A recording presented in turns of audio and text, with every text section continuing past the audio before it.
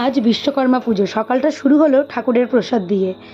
এখন বিকেল প্রায় 5টা বাজে। আমি একদম সাজুগুজু করে বেরিয়ে পড়েছি কিছু কেনাকাটা করব। পুজোর আর বেশি দিন বাকি নেই, এদিকে আমার কিছুই কেনাকাটা হয়নি।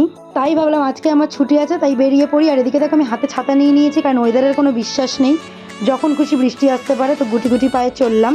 প্রথমে অটো ধরলাম, তারপর আমি গেলাম বারুইপুর। গিয়ে ওখানে ফার্স্টে আমরা গেলাম বিশালে। এখান থেকে তো কিছু কেনাকাটা করেছি। এখানকার জিনিস আমার খুবই ভালো লেগেছে, রিজনেবল প্রাইসে একদম সুন্দর জিনিস, একদম পারফেক্ট। তো এখান থেকে প্রথম বেরিয়ে গেলাম, তারপর আমরা আবার গেলাম শ্রীলেদার্সে। এখান থেকে জুতো কিনেছি। এখানে তো ভীষণ সুন্দর সুন্দর জুতো, আমার তো ভীষণ ভালো লেগেছে। বাইরের ডেকোরেশন তো দুর্দান্ত লেগেছে। তারপর আমরা ওখান থেকে গেলাম স্টাইল বাজারে।